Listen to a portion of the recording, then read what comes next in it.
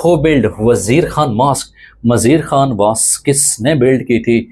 शाहजहां ने बिल्ड किया था। मुग़ल बादशाह शाहजहां फ़न तामीर में जो है उनको बड़ी गहरी दिलचस्पी थी। जो ताज महल है वो भी शाहजहां ने ही तामीर कराया था, याद रखिएगा बेटा।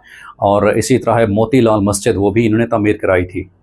उसके बाद है कि oath date of Donald Trump. Donald Trump साहब का 20 जनवरी 2025 को इन्होंने अपना हल्फ लिया था। यूएसए अमेरिका के अंदर बेटा ये रिवाज है कि जब भी कोई प्रेसिडेंट आता है तो हमेशा उसके हल्फ बर्दारी की तकरीब कब होती है? वो हर जब भी 4 साल के बाद इलेक्शन होते हैं बेटा।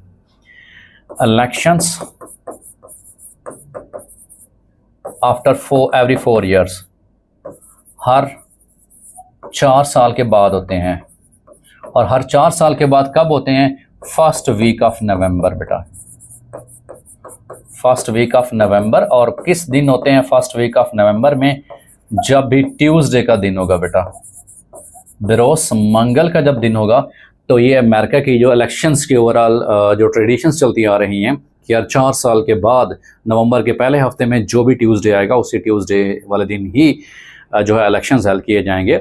और डोनाल्ड ट्रंप साहब ने 20 जनवरी 2025 को हल्फ लिया था। वैसे अमेरिका में ये रिवाज है कि कोई जब भी कोई नया सदर आएगा वो 20 जनवरी को ही हल्फ उठाएगा। और डोनाल्ड ट्रंप साहब जो हैं बेटा ये बेसिकली 45th और 47th प्रेसिडेंट हैं। और 46th प्रेसिडेंट कौन से हैं बेटा? जो बाइडेन साहब। जो बाइडेन साहब जो है वो 46th और 45th।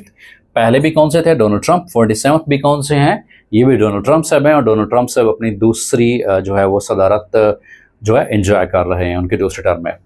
NASA ghost mission 2025 was for, ये बेसिकली चांद के हवाले से था। क्रिप्टो विंटर मीन्स, विंटर का मतलब ये है कि कंजस्टेड हो जाना। तो ये करेंसी के हवाले से एक टर्म है बेटा, इसका मतलब है decline in the crypto currency बेटा। America put how many tariff on China? America ने चाइना के ऊपर बहुत ज़्यादा टैरिफ इम्पोज करना शुरू कर दिया था, खासतौर जब डोनाल्ड ट्रंप साहब की हुकूमत आई थी। चाइना ने भी उसके रिस्पॉन्स में इम्पोजिशन की थी, बट इतना पीक लेवल पे चला गया था टैरिफ, दैट वाज अबाउट 145% बेटा, वो हायर था।